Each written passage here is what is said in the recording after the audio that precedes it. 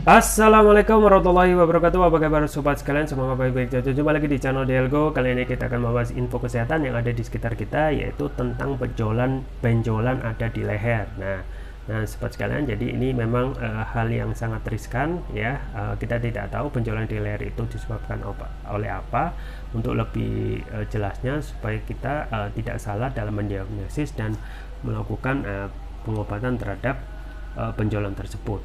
Makanya bacaan kita kali ini adalah muncul benjolan di leher. Ini 9 kemungkinan penyebabnya. Ini sesuai yang dilansir oleh Detik Health ya.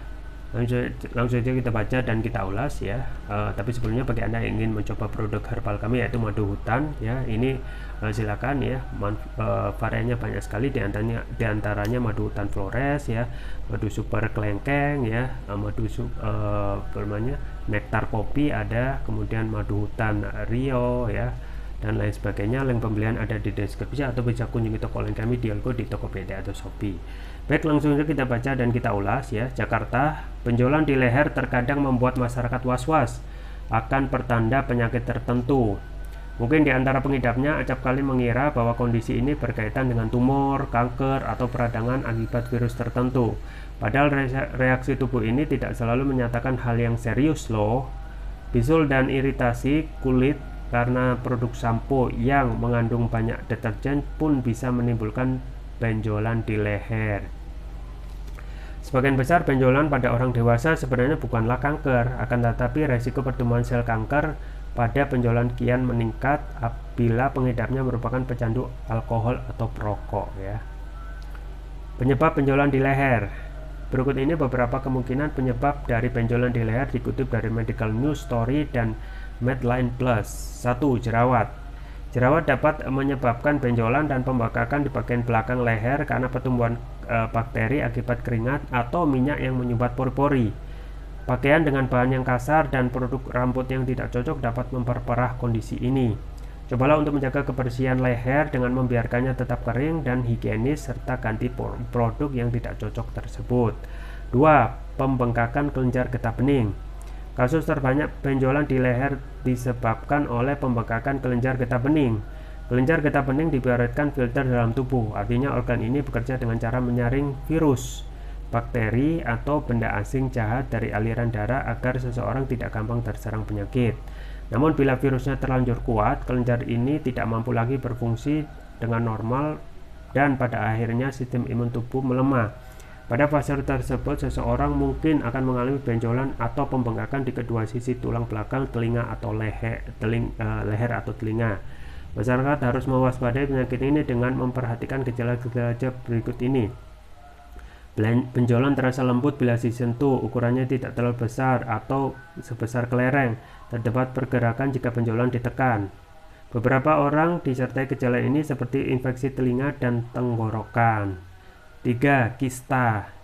Penyebab yang tidak kalah seringnya adalah kista berjenis sebaceous, yaitu nodul di bawah kulit yang mengandung protein keratin. Kondisi ini bisa hilang timbul atau terus bertumbuh besar walaupun tidak terasa sakit. Benjolan bisa bertambah parah bila terinfeksi. 4. Bisul. Kista, jerawat, dan folikel rambut yang tersumbat sewaktu-waktu dapat berubah menjadi bisul yang menyakitkan. Beberapa orang mungkin akan melakukan tindakan intervensi sendiri di rumah dengan memencet benjolan ini. Namun tindakan ini semestinya tidak boleh dilakukan karena akan memperburuk keadaan. Sebaiknya kompres saja dengan air hangat dan jaga area benjolan tetap bersih.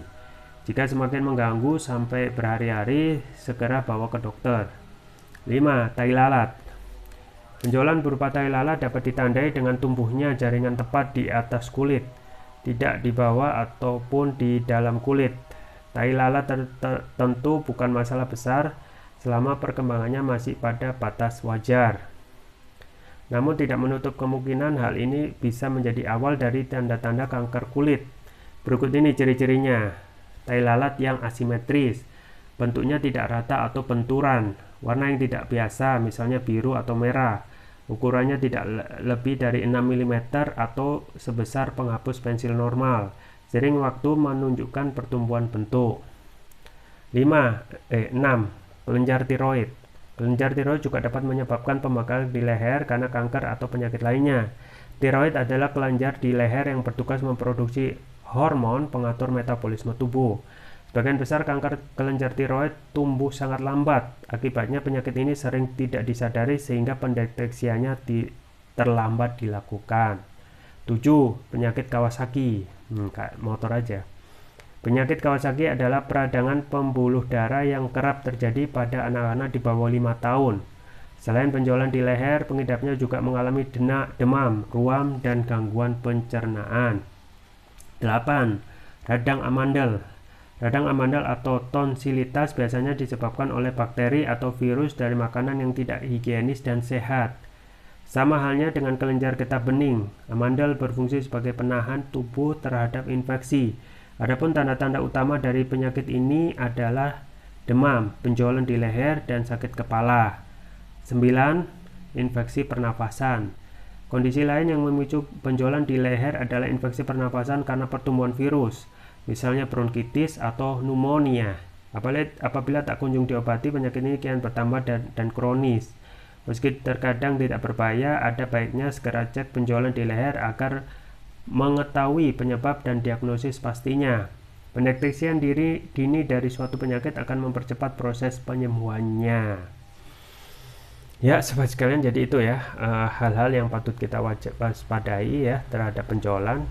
Jangan anggap remeh, karena kalau sudah anggap remeh biasanya penanganannya itu ya tidak begitu bagus ya, ataupun dibiarkan ya, karena berpikiran itu nanti bisa sembuh sendiri. Ini ada banyak ternyata ya, diantaranya yang tadi ya, ada 9 kemungkinan penyebabnya. Yang pertama jerawat, yang kedua pembekakan kelenjar getah bening ya, kemudian kista, yang keempat bisul, yang kelima tai lalat ya, bisa jadi juga tai lalat, kemudian kelenjar tiroid, yang keenam bisa jadi juga yang ketujuh penyakit Kawasaki, bisa juga radang amandel, bisa juga infeksi pernafasan. Dan semuanya itu memang dilihat berbagai tanda-tanda ketika itu setelah beberapa hari gitu ya. Misalnya apakah itu benar-benar hal yang normal, apakah itu hanya jerawat saja ya, itu bisa dilihat. Untuk mencegahnya itu bisa menjaga kebersihan leher supaya tidak timbul jerawat, atau itu merupakan kelenjar getah bening. Nah, kalau seperti hal ini memang harus dicek lebih lanjut ya. Misalnya benjolan itu terasa lembut bila disentuh ya, ini ciri-cirinya. Ukurannya itu tidak terlalu besar atau sebesar kelereng ya. Kemudian terdapat pergerakan jika benjolannya ditekan. Jadi coba sekalian kita harus waspada ya kondisi kesehatan kondisi saat ini, di saat biaya kesehatan itu mahal, mau tidak mau kita harus benar-benar waspada gitu ya, mencegah lebih baik daripada mengobati. Oleh karena itu saya terus merekomendasikan ya produk kesehatan yang manfaatnya luar biasa, yaitu propolis ya. Ini yang mungkin bisa jadikan alternatif ikhtiar kita untuk menjaga tidak hanya misalnya benjolan, ataupun untuk menjaga kesehatan sehari-hari, yaitu propolis. Yang kita ketahui propolis adalah produk turunan lebah ya, selain madu.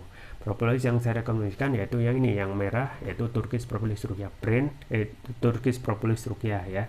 Ini sudah memakai nanoteknologi ya, yang dapat meningkatkan kelarutan dan penyerapan oleh tubuh.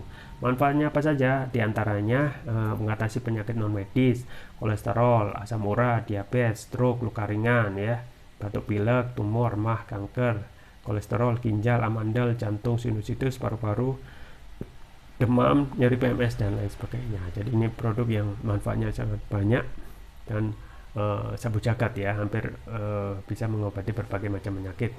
Kemudian untuk yang biru ini saya juga rekomendasikan untuk yang brain ya, untuk otak.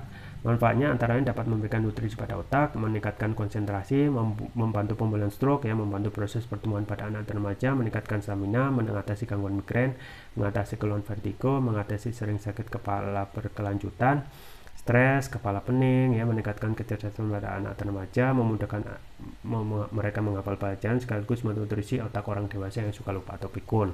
Kemudian keunggulan dari TPR atau Turkish Progress Ruqyah ini antara lain sudah mendapatkan sertifikat halal dari MUI, sertifikat dari BPOM, dan sertifikat dari INIA International Entrepreneur Association.